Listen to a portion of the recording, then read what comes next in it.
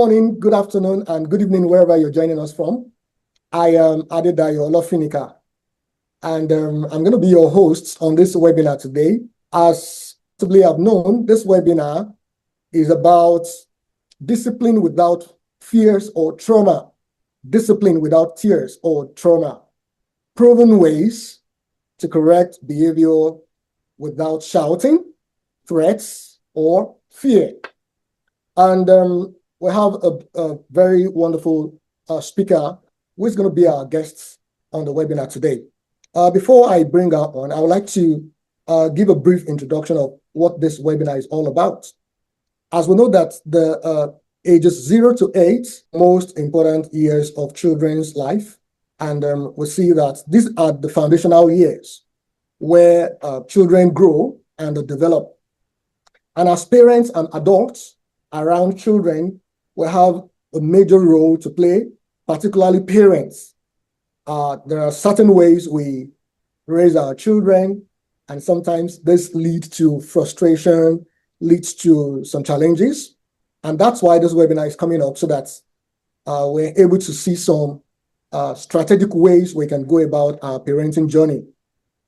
Before I bring in our speaker today, I'd like to give a brief about her.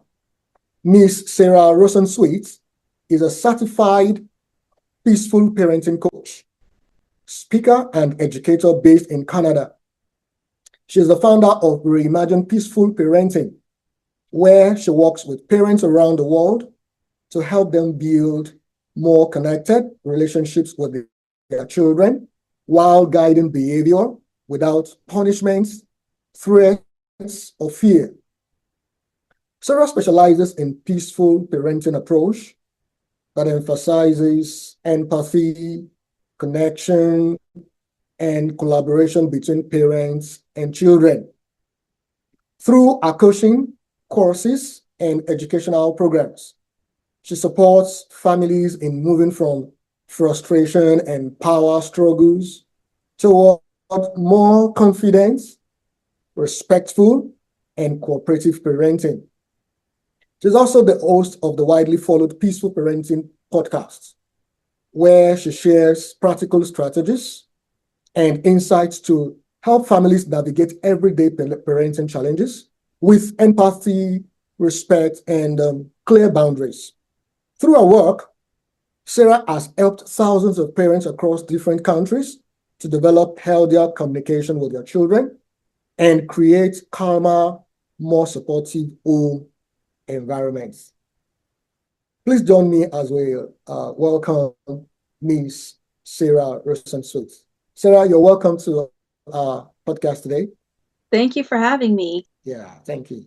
So it's such a joy to have you on the webinar, and we're very grateful for accepting to join us. Now, we're going to begin with the webinar. I'd like to find out, as many parents want to discipline their children without shouting, yelling, and then, all the threats. But sometimes in stressful moments, it can feel very difficult to stay calm. Mhm. From your experience working with families around the world, why do parents often fall back on these reactions, even when they know they are not the most effective? Right. Well, I think it comes down to the nervous system. So our nervous system, our the part of our brain that's always, our amygdala is the part of our brain that's always trying to keep us safe, looking for safety or danger, right? So if you were walking, through the woods and a tiger jumped in front of you, your brain activity would quickly shift. Your brain would detect the brain and nervous system would detect the threat, and it would quickly shift into fight, flight, or freeze to keep us safe, right? So you don't want to have to stop and think, gee, what should I do? There's a tiger.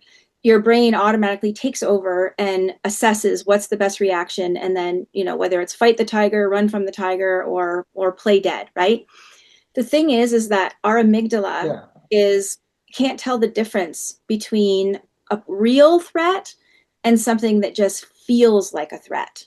So our nervous system and our amygdala responds the same way to a tiger as it does to a child who's saying, no, I won't, turn off my video game, or I'm not going to get my shoes on, or, you're the worst mom ever, or whatever. Our nervous system responds in the same way and goes into a fight, flight, or freeze reaction. And that's because those feelings that we have, and so every parent has different triggers. I just mentioned too, your child being defiant, right, is one, or your child not listening. And every parent has different triggers depending on what their own personal history is, or the ideas they have about how children should be. And so if your child is acting in a way that is upsetting for you, or triggering for you, that is going to be an overwhelming feeling that you have in your, emotional, right? An overwhelming emotion. And that sense of overwhelm of our own feelings, I'm trying to talk slower because I talk really fast. So I'm trying to slow down a No little bit. problem. But our own emotional overwhelm registers as a threat for our amygdala and our nervous system, just like a tiger would. So that's why it's so hard to stay calm. Even if you think, I don't want to yell, I don't want to shout, and you're, feeling calm, as soon as you get a trigger, if you don't work on it and practice, and this doesn't always have to, parents can work on their triggers and they can work on their reactions. Awareness is the first step to recognizing when you get triggered. You can actually bring yourself back to calm, or stop yourself from having that fight, flight, or freeze reaction to your child. And so that's why our nervous system taking over the emergency response is why parents act in a way that they don't mean to, if that makes sense. Okay, thank you very much. All right. Yeah, You often speak about peaceful or connection-based parenting. How would you explain peaceful discipline to parents who worry that sure. it might mean being too permissive or letting children get away with bad behavior? Right, right.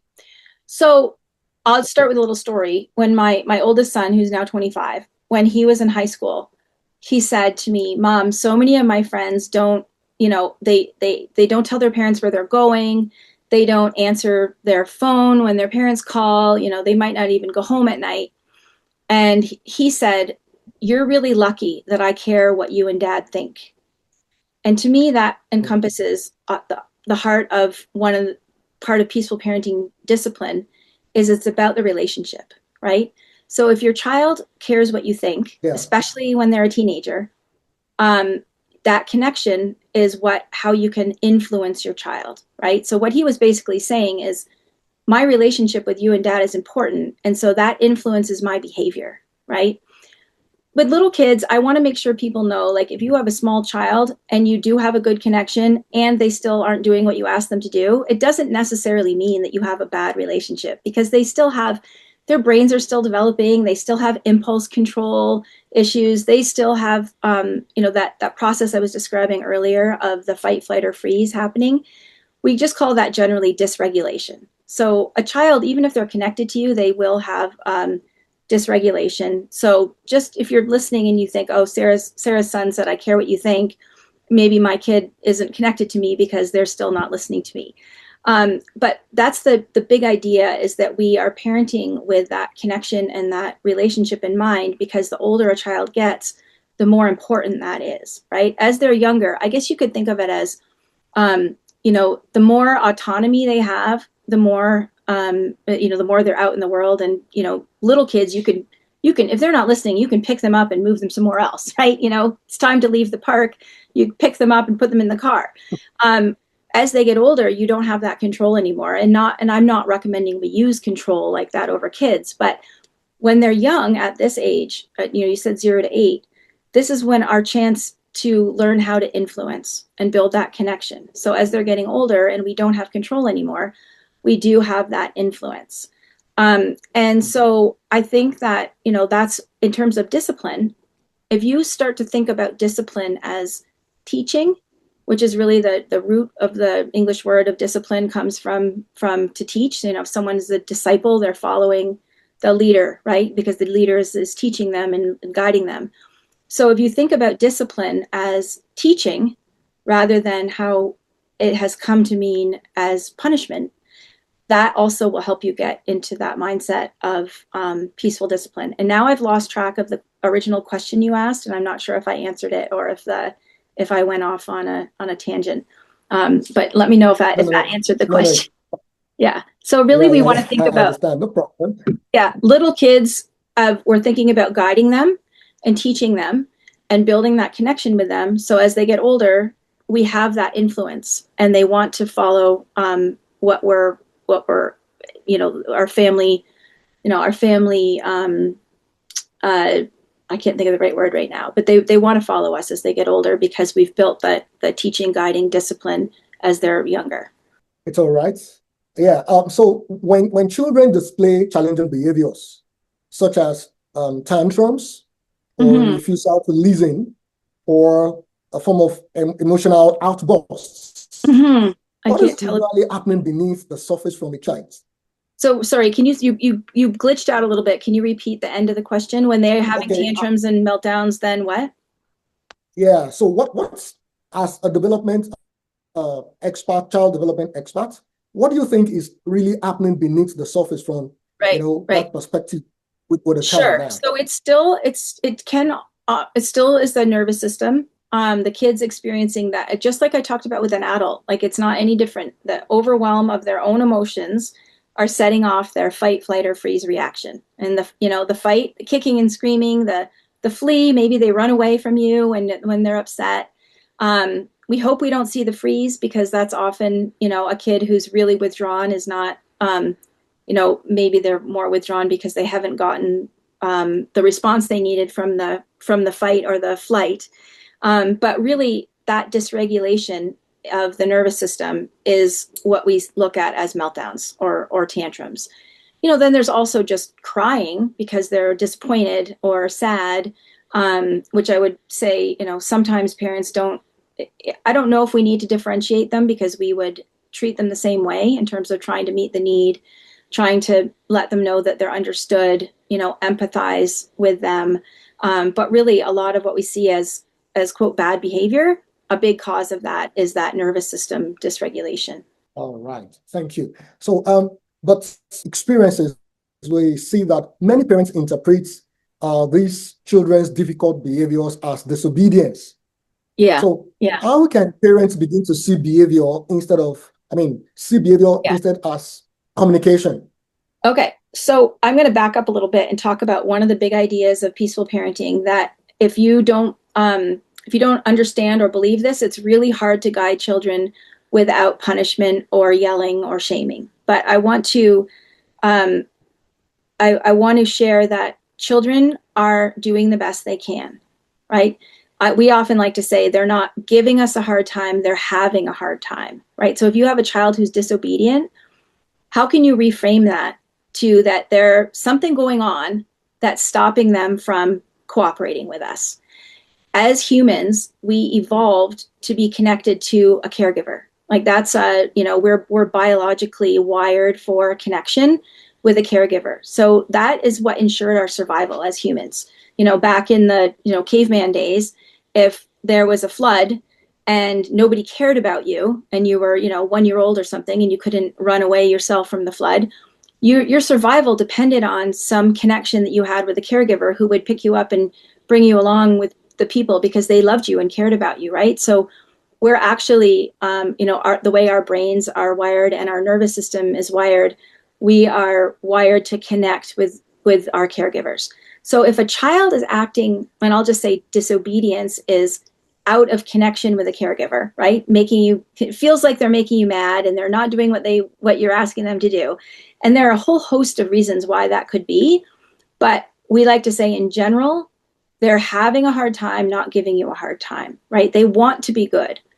And people who have a hard time not resorting back to punishment often believe that their children don't want to be good. And that's why they need to use punishment or consequences, whatever friendlier word you want to use for punishment. They need to do that because otherwise they'll never learn, quote, right? They'll never learn unless I take something away or inflict some measure of pain on the child, whether it's literal pain or just yelling at them and making them feel bad or taking away their toys or whatever it is. if you don't believe that children want to be good, you're gonna think that you need to use a punishment to teach them a lesson. But what I always say is, yes, there is a lot of teaching that needs to happen, and there are a lot of guiding that needs to happen, but nobody needs to feel bad in order to learn. Like I could say to you, like, if you made a mistake and I, yelled at you in front of everybody and told you you had to stay late at work, that probably would not, not only would it not help you do better, it would make you feel terrible about me, right? And it would hurt our relationship. So we believe that we ourselves don't need to be made to feel bad to learn something, but somehow we still think that children need to be made to feel bad to learn. And I would suggest that kids can learn without feeling bad. And there are sometimes, as parents, we need to guide them, we need to support them and scaffold them. And I think I'll talk about that. I saw one of your questions was having to do with that, but we need to provide the guidance and support that they need, and to get the cooperation they're looking for. And I also want to say, when we're talking about disobedience, sometimes we're not being reasonable as adults.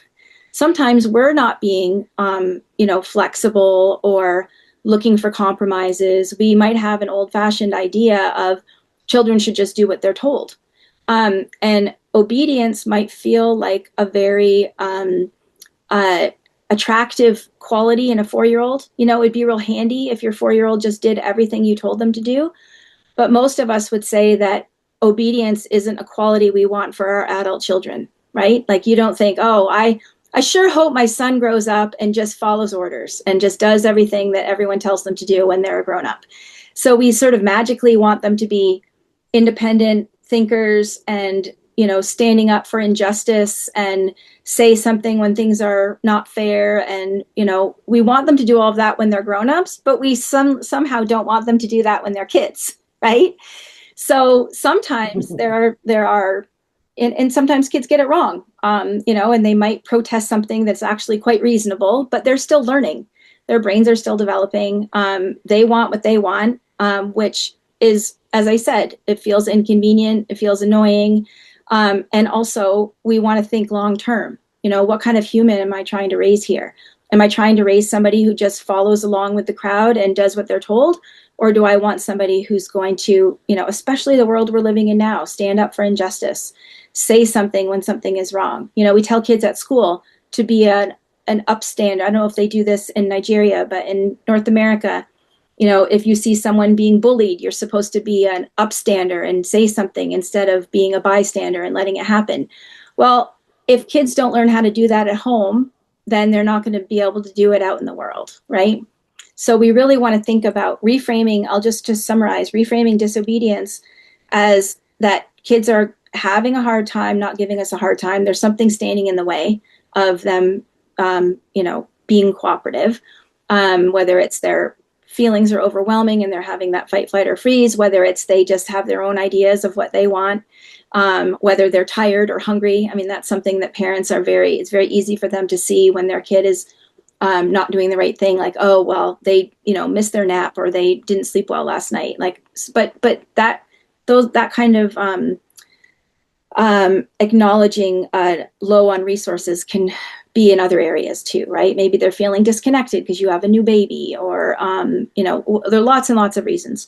So just really recognizing they're doing the best they can, they want to be good, and also that as parents, sometimes we need to think about, rather than just expecting, we say, you do this, we think about what we're asking. Is it reasonable?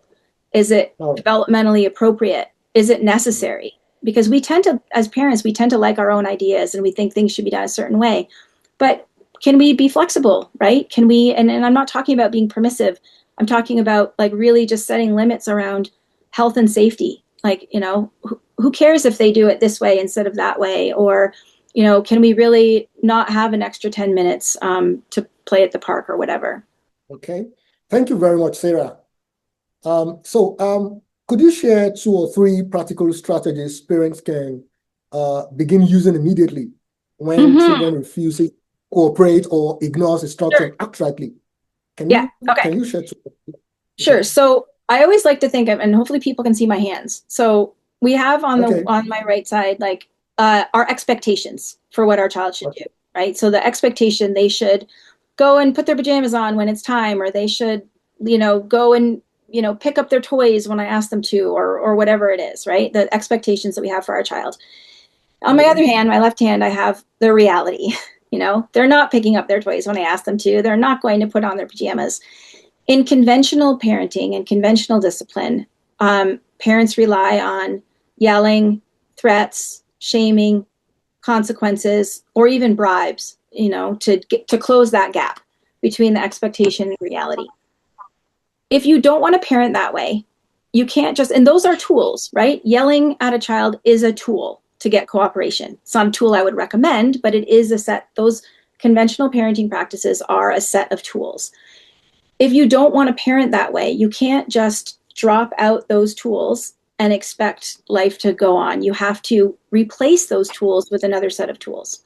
So in peaceful parenting, we talk about, instead of what, yelling or whatever to close the gap, what support does my child need to close that gap between expectations and reality? And I will get to a couple of practical tips, but if you can just replace that thought in your head of like, instead of like, what consequence do I need to give them to get them to cooperate? What support do I need to give them to get them to cooperate, right? So, and even before we think about that gap in expectations and reality, we want to ask ourselves the questions I just said. Is it necessary? Is it age appropriate, developmentally appropriate? Can I be flexible about this? Because not only I promise I'll come back to the tools, but not only when we do those things, when we're not power tripping, because we have a lot of power over kids, right? They don't have any money. They can't live on their own. They pretty much rely on us. So we do have a lot of power over children. And if we use that power consistently, like if we are, I always say power tripping, arbitrary, controlling, we are chipping away at the relationship with our child, right? Because they know, they really know it's not a big deal to, if you say, no, we're not doing this thing, and they know you could, and they just know you're using I can't think of an example right now, but they know you're using your power over them, right? So if we are doing the opposite of that, we're being flexible, we're taking their preferences into account, we're listening to them, we're treating them respectfully, we're trying to, make it work for them whenever we can. We're doing what I call putting deposits into the goodwill bank, right? And that goodwill bank is what you're building as your child is getting older, right? When you can control them when they're younger, but when they're older, you can't control them anymore. And so you're building up this goodwill bank, where you're not using your power over them, when you want to try to close that expectation gap, right? So that's really important as kids get older to have that nice beefy goodwill bank. And even when they're younger, like I remember one time, this is a silly example, but when you have a beefy, big, full goodwill bank, even if your child disagrees with what you're asking them to do, when they know that most of the time you're pretty, flexible and trying to make things work out for everyone, when you do have to say, I'm just sorry, this has to happen, this is just the way it is, they're much more willing to trust you, right? Even if they don't agree with you, even if they don't like it, if you have that beefy goodwill bank, they're more willing to trust you. And a silly example is my son, who's now 21, when he was 8, we were going to my sister's wedding, and she really wanted the kind of beautiful, picture perfect wedding, and the boys were wearing, dress clothes, and she really wanted them to be dressed up, and my son wanted to wear his sneakers, like his tennis shoes, and he really did not want to wear the uncomfortable dress up shoes, right? And he's very strong willed, and he was saying, I won't wear these dress up shoes, they're uncomfortable, I want to wear my sneakers. And I said, listen, I know you don't want to wear them. And also, it's really important to your auntie. And because it's important to your auntie, it's important to me. So will you wear the dress shoes? And he said, yes, I will wear the dress shoes. Because he had this experience of me not saying, like, you have to do this and you have to do that. And he trusted me, and even though he didn't agree that it was a good idea to wear the dress shoes, he agreed to do it because our relationship was important to him and the goodwill bank was nice and full, right? So back to those tools when your kid is not listening, and not, because when we say not listening, really we mean they're not doing what we ask them to do, right? So there are a couple things that you can do. First of all, as I've said 3 times already, stop and think, is this really necessary? Is this a health or safety limit or a, mental bandwidth limit for me? And if it's not, maybe be flexible or let go and think, okay, I'm putting deposits in the Goodwill Bank, like Sarah said. If you decide, yeah, it is really necessary, think about what support does your child need to meet your expectations. So I gave the example of not picking up their toys.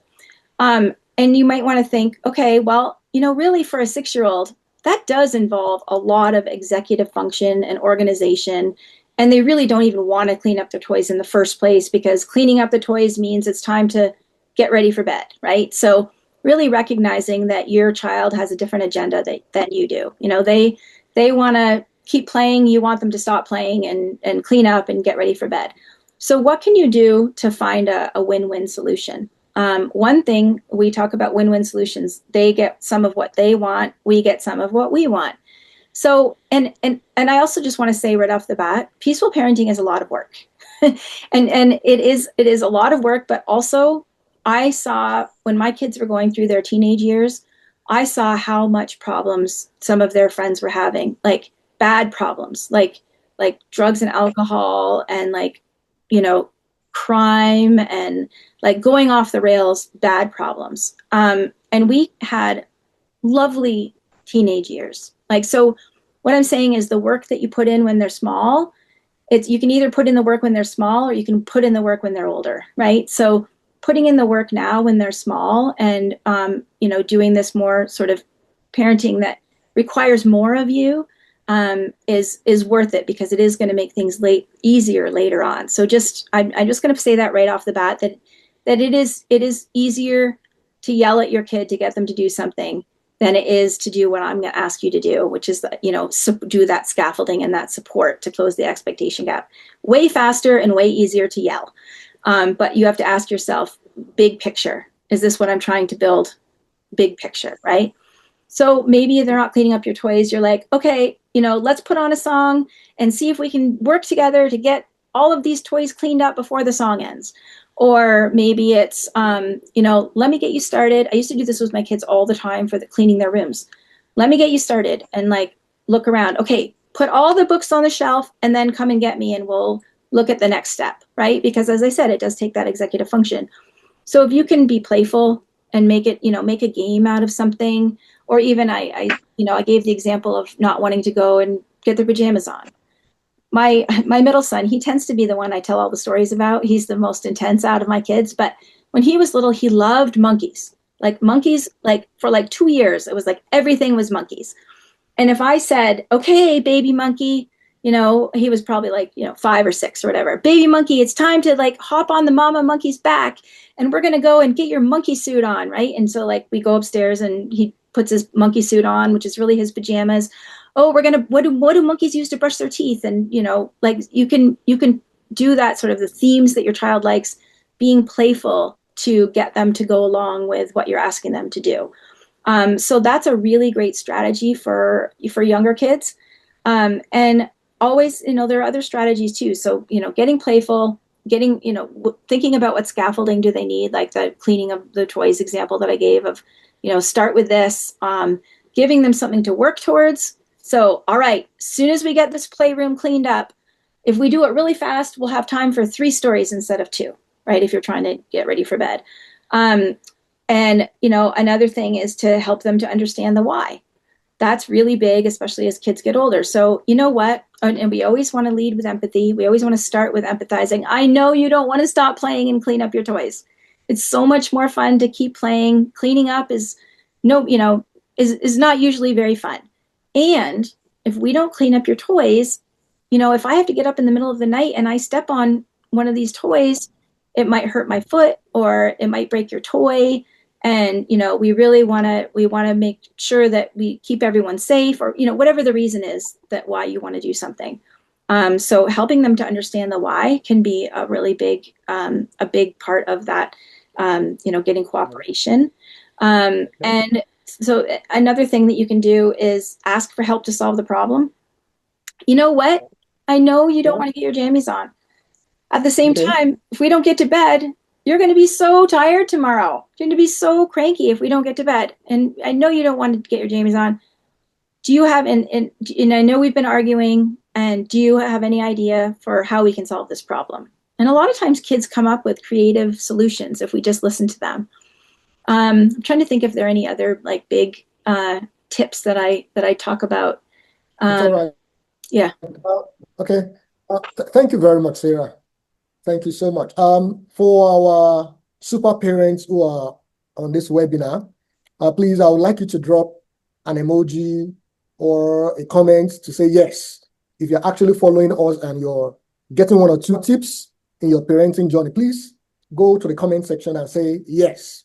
And please feel free to drop your questions, because after the session, we would take one or two questions from our online audience and from all our super parents. Peradventure, something drops in your mind or you have a questions that might be bothering you, please go to the comment section and drop your question, and we'll take the questions immediately after this time. All right, so Sarah, how can parents, in practical terms, set clear limits and boundaries while still maintaining a warm and respectful relationship with their children? How? Yeah. So, I mean, I'm going to reiterate what I said about not using our power when we don't need to, because I do think that part of limit setting is when you have a trusting relationship with somebody and you feel, the connection piece. Kids are much more likely to, as the example with the wedding shoes, they're much more likely to follow what we're asking of them if they feel that we have their best interests at heart and they trust us and we have been, practicing peaceful parenting. So, I always say you want to start with that. And hearkening back to your first question about yelling, that's always where we start too, with working on our own self-regulation. Because you could try any of the strategies that I mentioned to you about, cleaning up the toys. But if you're triggered and angry and, you're not bringing the right mindset and the right calm to the situation, it's not going to work. So limit setting is almost like the last part, right? Do you see what I'm saying? It's like we want to work on our own regulation. We want to work on our connection with our child. We want to work on that goodwill bank and making sure that we're not asking them things that are, just because we like it that way and we have more power. So we always want to ask ourselves when we're setting a limit, is this necessary, age appropriate? Can it be flexible, et cetera? I've said it a few times. And then when there really is a limit that we need to set, we never need to be mean about it. We can be kind, we can be empathetic. We don't need to ever be mean about any limits. And and often what I find is that when you're doing all of this, kids are pretty willing to go along with what you're asking them to do. I'm not sure I answered that question, because there are, yes, you can, if you say it's time to get ready for bed and they're not listening, you can pick them up and move them up to their room. You can do that. You can, I've talked to parents, like, lose their cool and they're kind of roughly putting the kids' clothes on them. You could call that limit setting, like, oh, the limit is they need to get their pajamas on and get ready for bed. But you're really using force, right? So ideally we want the limits to be things that kids are choosing to go along with because of all of the work we've done to set the stage with them. And there are, sometimes where they don't like what we're asking and they have a meltdown and we have to wait through the meltdown, and that, I don't know if you have anything more specific you can ask me about limits or boundaries. I tend to not talk about limits as much as I talk about teamwork and collaboration. This is our goal. This is why we do what we need to do. This is why we try to get enough sleep every night so our bodies grow while they're sleeping. It makes us feel good the next day. Trying to get the kid to understand. So we're collaborating rather than just setting a limit about now it's bedtime and you need to get your pajamas on. Okay, if I get it very correctly, Sarah, so that means the emphasis should be on that collaboration between the parents and the children instead of just setting limits or. Yeah. So it's you're always empathizing. Right. So what are? Sorry, go ahead.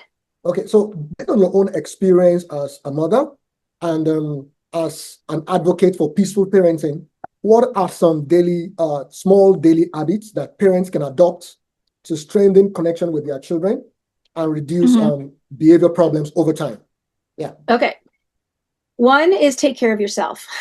It's really, really Okay. hard to be compassionate and patient if you are low on resources and exhausted and stressed.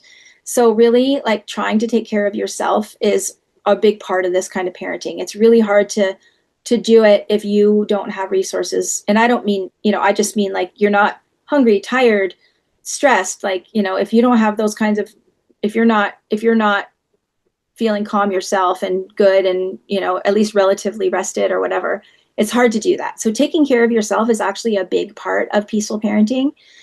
And another part of peaceful parenting, a daily practice, is the self-compassion practice that we talk about. There are going to be moments where, even if you don't want to yell, even if you don't want to shame or use consequences, there are going to be moments when you mess up and nobody's perfect. And if we beat ourselves up about the mistakes that we've made, or even if anyone's listening to this webinar who is realizing that that they haven't been practicing the kind of parent that they want to be in the past, you have to forgive yourself for mistakes that you've made. And it doesn't mean that you stop trying. You're not like letting yourself off the hook, but forgive yourself for being human and messing up sometimes, because nobody's perfect. So one thing I like to say is, even though I messed up and yelled at my kids 3 times today, I'm still lovable and worthy, because that's what's going to help us do better in our daily life with our kids, is if we are coming at this for this sense of self-compassion, and we're going to keep trying and we're going to keep practicing and showing up, but we don't have to be perfect. And we're also transmitting that to our children while we're living that too, right? So those are 2 sort of things in the background, I think, that set you up for being sort of, I'll say, quote, successful, peaceful parent. And some other things that we want to think about, I feel like I've said this maybe 6 times now, but being flexible and thinking of collaboration rather than obedience. And then the other thing is working on that relationship. And maybe this is, the 2 places to start if somebody is trying to transform their parenting. One is their own self-regulation that I mentioned, and the other one is working on connection. And if you are trying to shift from conventional sort of fear-based discipline, you're shifting from fear-based discipline to peaceful discipline, you might not want to drop those things out quite yet until you have worked on your relationship, right? Because you do need to, connection is a big part of being able to use peaceful discipline. I said, your kid has to want what you want and care what you think. So, do that first. Don't try to do everything all at once. Try to work on your relationship. And of course, punishment does hurt the relationship, but there's got to be a transition at some point. So connection strategies, I love, our sort of gold standard of peaceful parenting is what we call special time, where you have 15 minutes a day, just one-on-one time with your child, where you say something like, I'm all yours for the next 15 minutes. What do you want to play? And you just play with them. You don't have to go to a special place or spend any money or, do anything other than just like play with them in the yard, in the park, in their bedroom, like just playing for 15 minutes. That said, I realize that's a tall order for some families because they're really busy and there's not much time during the week because everyone's, school and work and all of the things. Or maybe you have a little one that won't leave you alone with the older one. So, if you just try to get it in your week at some point, like ideally you do it every day, but if you can only do it on Saturdays because you've got your mother comes over on Saturdays and she can watch one of the kids while you're playing with the other kid, do the best you can to try to get that one-on-one play time with your child, because that is the love language of children, is play. And when you play with them, and you don't need to play with them for hours and hours, I'm just saying, half an hour once a week, 15 minutes, just these small chunks of really tells kids, you matter to me, right? You see me, you matter to me. You're going into their world for that small amount of time. So that's one thing. And, there are also ways that we can build connection that I call it's like the low hanging fruit, like the micro moments of connection where you do what we call delight in your child. So delight in them is let the love that you feel in your heart show on your face. So your child might come down for breakfast in the morning, and instead of like, we're 15 minutes late, hurry up, get your breakfast, the time to get to school, you say, just take a few seconds and just like give them a smile, you know, and or even say, good morning, my darling, sweet child, before you head into the all of the things that need to happen, right? So really just taking time throughout the day. It really, all it takes is a few seconds, a few times a day, and some intention to delight in your child and let them see how you feel about them and that you actually truly delight in their presence and you love them and like them. So that's a really good place to start in terms of like building that connection. It's all right. So thank you.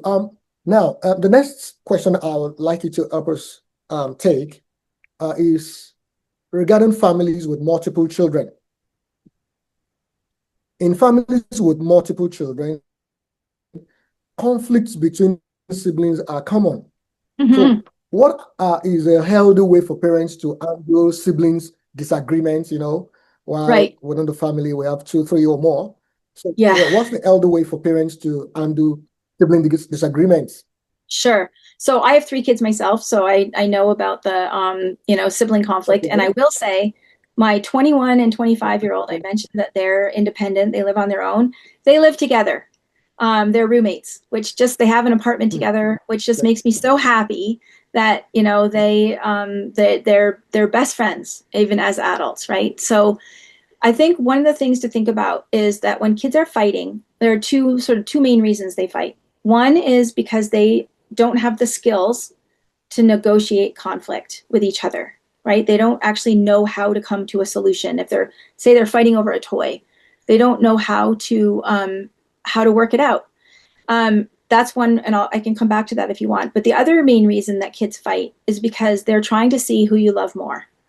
Okay. It's the sibling rivalry is about scarce resources. Do mom and dad love me more or do they love my sibling more?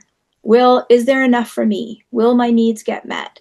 Do they often experience like when we add to our families, for us, it's a beautiful thing to have a new baby. For them, it's like, why did they replace me? Like they already had me. Like, why do they need another kid? Right.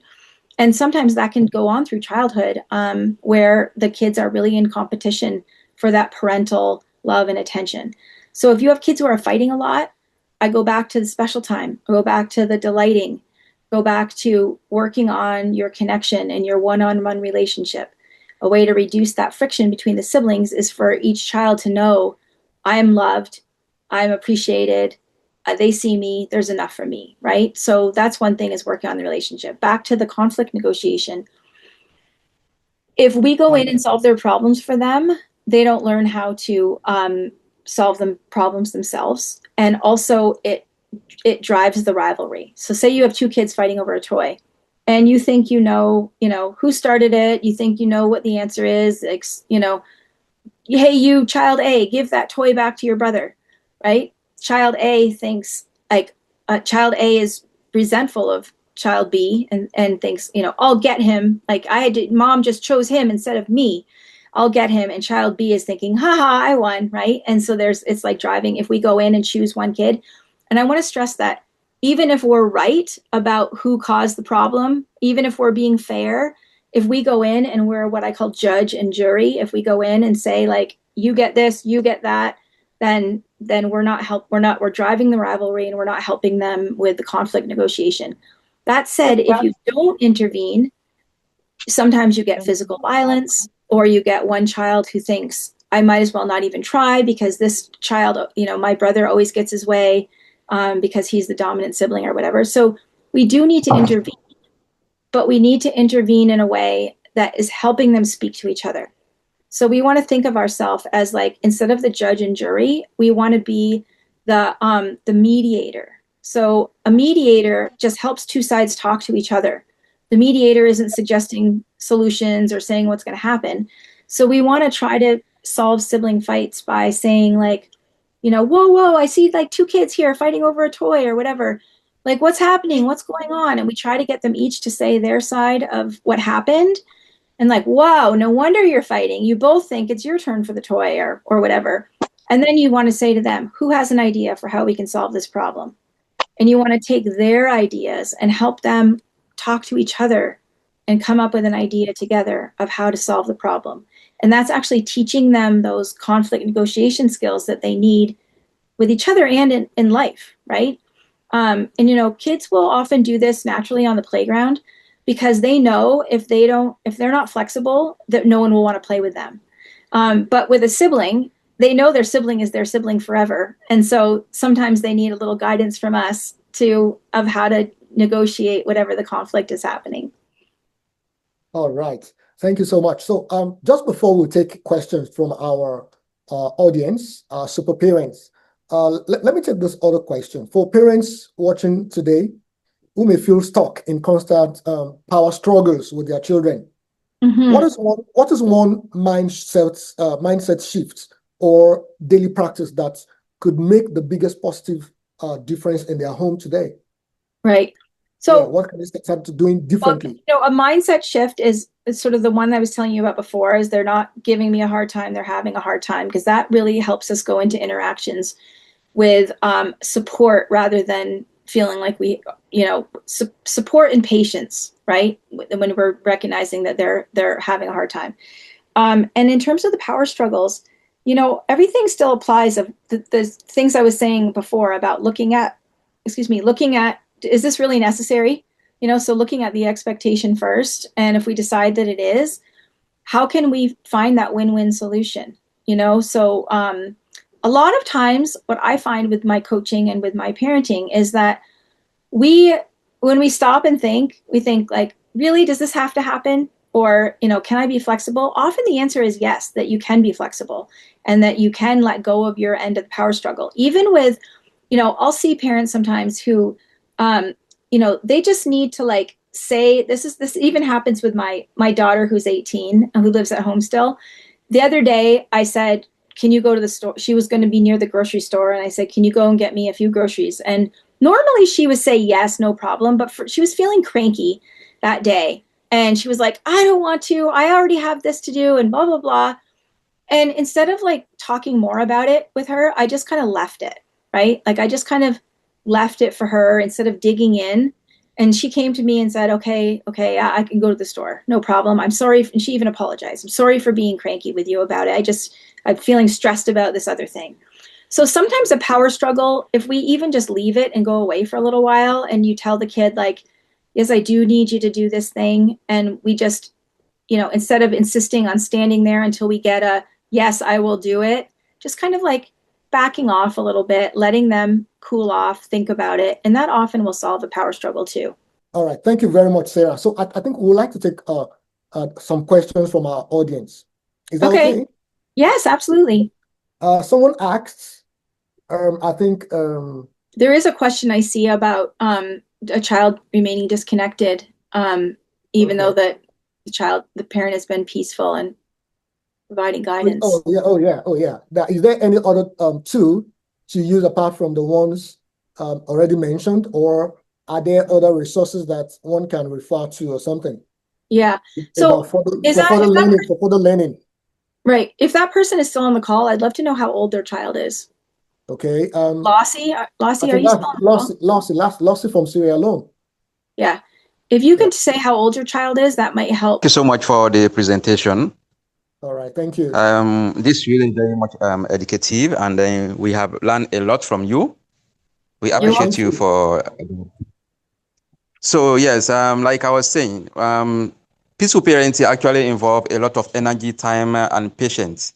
Yeah. However, I wanted to know if there are also other tools that we can use apart from these that I already mentioned, like you Mhm. are saying, or if there are other platforms, maybe we can also consult for more resources after maybe this meeting that we can also continue to learn from, because this is really very hard for us, especially in Africa.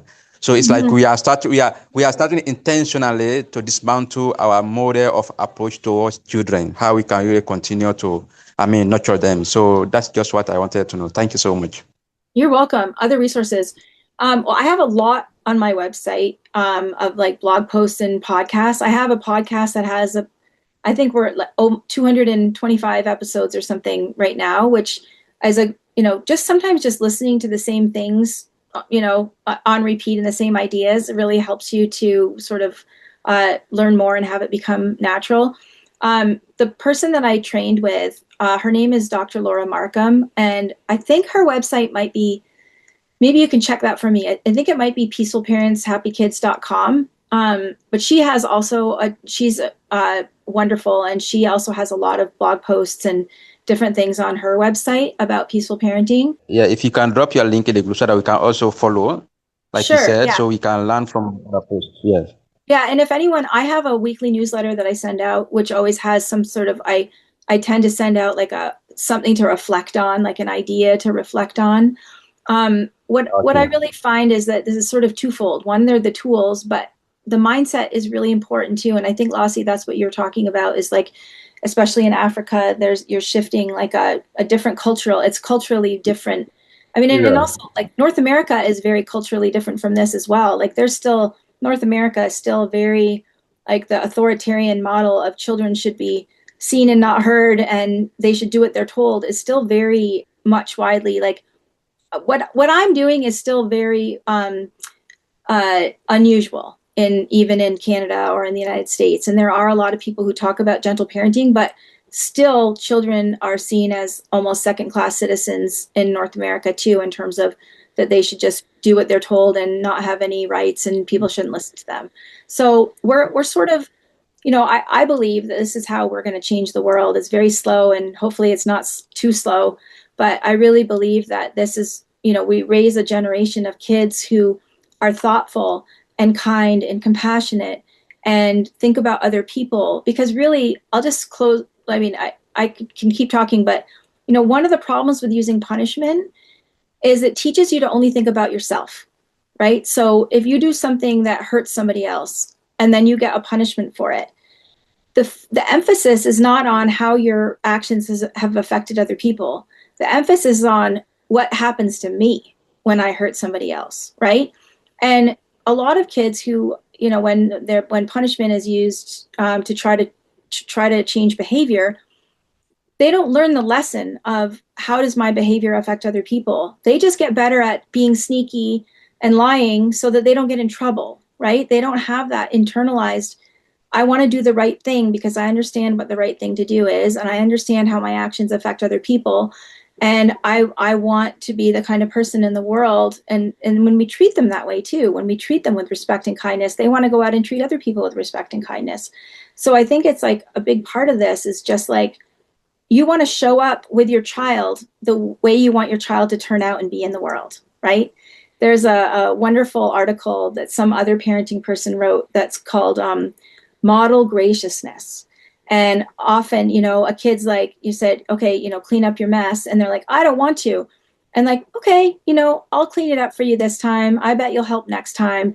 And you want to show up as that person who's nurturing and helping and caring, and not somebody who says, it's your mess, you clean it up, I'm not helping, right? Yeah. So it's really living this sort of different way of being with children in terms of like being, instead of being, okay, this is a good way to think about it. If I weren't afraid of what was other people think, if I weren't afraid of like, oh my gosh, they're going to turn out into a person who never cleans up their own messes. If I could just react from a place of love, what can I do that shows love in this situation instead of fear or control? What would I do in that situation if I can just think about showing up with love, right? And showing up with care and nurturing. My kids were extremely what my husband even in the time would call coddled, right? But do you know that word coddled? And it has a very negative connotation that you don't want children to be coddled. But the real meaning of coddled is to treat with care. Like that's the original meaning of coddled, is to treat with care. My children are so like, I was just talking to my mom this morning on the phone, and I was telling her that I had dinner last night with my 21-year-old. And he had asked me, Mom, do you want to get a coffee or do you want to have dinner or something? And I said to my mom, I said, he's so attentive. And he really is. Like, he's 21. He's this like really like, like guy who's got a lot going for him, and he's still like checking in on his mom. And really, I think that the care that we show is what comes back to us, and what goes out into the world with them. Thank you very much, Sarah.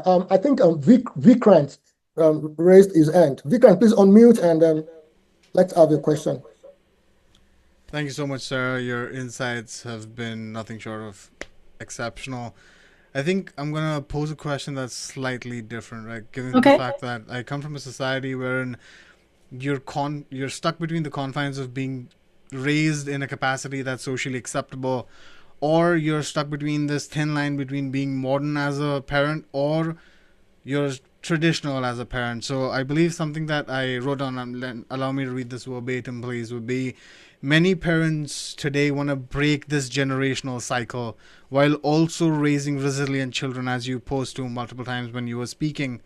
How do you practice peaceful parenting in a way that builds emotional safety without unintentionally removing those kinds of challenges that we know for a fact help children develop resilience that lasts a lifetime? Yeah, yeah. So resilience, I always think resilience is not that our kids never get upset about anything. Resilience is that they can handle setbacks, challenges, frustrations, and they recover and they don't feel like they want to avoid those things because they're too hard, right? Um, Part of how we build resilience in kids is that, I mean, first of all, I'll say, if you have a child who's like, I want the red cup, not the blue cup. You gave me the milk in the blue cup. I would change the cup to the red cup if I could, because there are so many things that come up in the life of children that we can't change. They can't decide what they're going to eat. They don't decide when they're going to go to bed. They don't decide if they're going to go to school or not. I would say, 80% of their lives is controlled by adults, even if we're being peaceful parents. They don't get to watch TV for as long as they want. Like all of these things that we're doing that are health and safety limits are enough frustration for them that they experience that building frustration tolerance and experiencing resilience, right? So we can both know that there are enough bumps in the road, because I think that's what you're talking about. Like, how do we make sure that our kid can handle like the bumps in the road? Do I have your question correct? Like, Yes. yeah, I mean, that's a okay. part of it, but I'd love your insights on this as well. Yeah, so there are going to be enough bumps in the road that our kids get naturally just because they're kids. And then we also want to think about this is another big piece. Are we rushing in? Like, if they encounter a problem or situation, are we rushing in for our own comfort or because they actually need us? Right. So, stepping back, letting kids figure things out themselves. I just did a podcast that came out yesterday with Lenore Skenazy, who started the free range kids movement about 15 years ago. She made headlines by letting her son take the subway by himself in New York City when he was 9 years old. So a lot of raising kids who are resilient and not sheltered and not like the helicopter parented kids is managing our own anxiety of like letting them do the things that they want to do, letting them be independent. Of course, you're not going to throw a 9 year old on a subway who hasn't been taking the subway every day for their whole life and that you haven't practiced and talked about what they would do if they got lost. And like, so we're doing the scaffolding, right? But a lot of why kids are overprotected today is because it's the parents' own anxiety and own fear and own discomfort. So get out of our own way is part of the answer, right? Like let them experience things, let them make mistakes. There's a famous quote from the American author Mark Twain, and he says, good judgment comes from experience, and experience comes from bad judgment. So there is a certain amount of like, we were talking about power struggles. Your kid wants to wear, they don't want to wear a jacket when it's cold out, and you really want them to not be cold. And instead of forcing them to wear the jacket, hey, how about if we put it in your bag and you decide if you're cold or not? And maybe they even refuse that, and they're cold all day.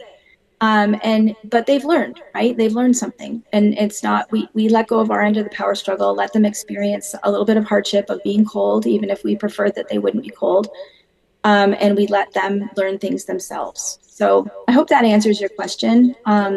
There's a lot of peaceful parenting that really is. There's a lot that's leaning in, and there's a lot that's stepping back and like letting them experience things, even if we don't think it's a great idea when it's not actually life threatening. Even letting kids play in risky ways, climbing trees, playing with, like, we gave our kids pocket knives when they were around 7 years old, and They used them supervised, but they did whittling. I don't know if that's something you did as a kid, but kids aren't allowed to do anything dangerous anymore. And so really just letting them have that free play, do things that make us a little nervous, let them make decisions that have real life consequences. That's a big part of that building resilience. Thank you so Thank you much, very sir. much. And but why we're at this, and I'm sorry, sir, but I'd be remiss if I didn't ask this question, right? Like a little bit of a follow up to what you just stated. What are your thoughts on the day and age that we live in today, with technology taking over in tremendous capacities, wherein you have this phenomena of iPad kids becoming a reality, and parents just taking a step back from actively parenting as opposed to peaceful parenting? Is like, if you're involved, you're peaceful parenting. But now Yeah. there's this disassociation with the whole concept of being an active parent in the first place. I'm Do you have incredibly any thoughts on that? distressed. I'm incredibly distressed by how much kids are on screens.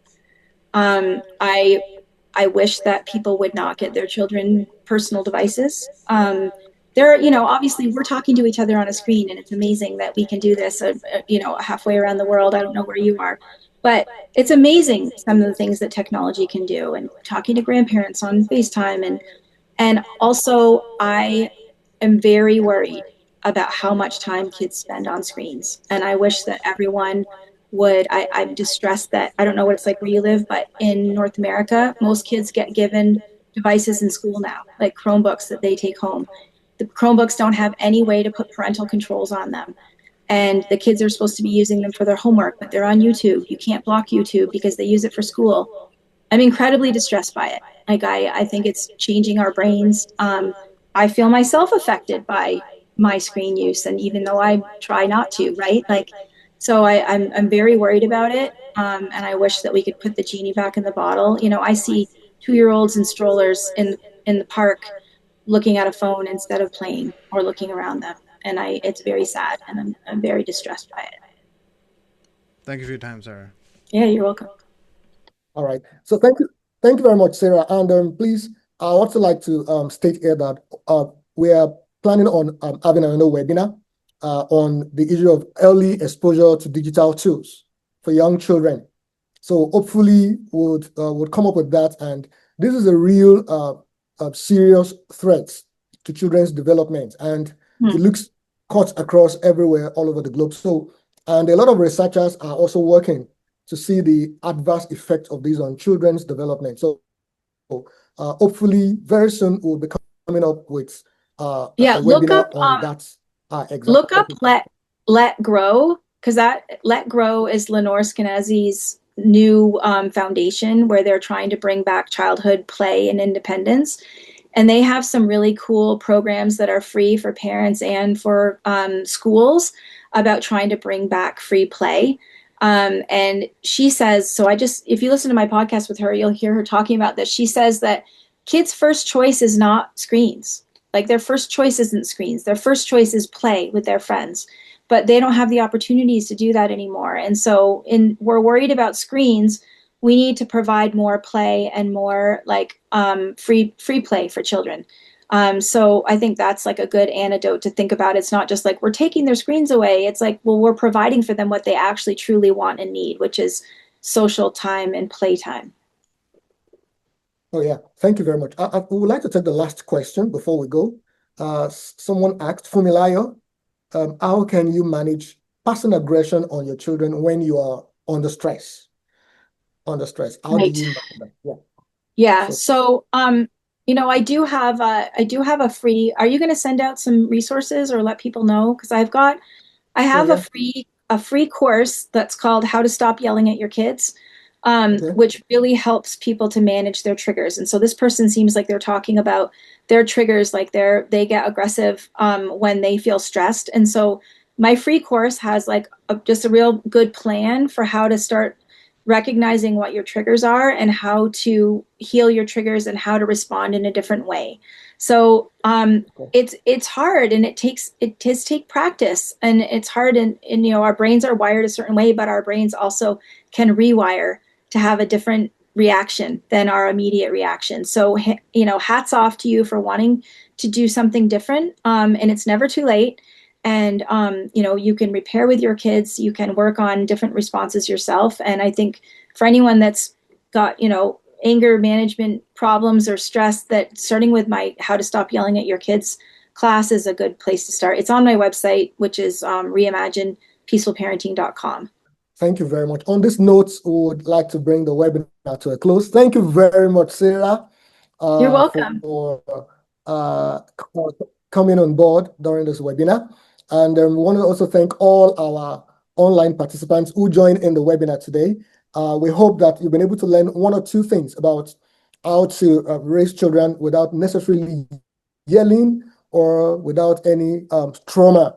And I hope that all the lessons learned from this webinar, you'll begin to put them into practice. And very soon, or one of those days again, we'll come again with something very insightful that you can use and in your parenting journey that will help you a lot. And we hope that by the time we put up the call, you would come again to join us. Sure. Once again, I want to say thank you to everybody. Thank you so much, Sarah. We really appreciate you. We hope you enjoy the rest of the day. And thank you very much, everyone. So on this note, Well, and I just want to say, Okay. thank you to all the parents out there who are trying to parent in a different way than they were parented, and trying to parent in a different way than what they see around them, because I think it really does make a difference, both with your own family and in the world. So thank you to all of you who are wanting to learn about a new way of parenting and try a new way of parenting. All right. Thank you very much. We appreciate you so much. Thank you, everyone. On this note, we'll bring the webinar to a close. Thank you very much, and God bless you. So, Sarah, Bye. goodbye. Bye. Bye. Thanks.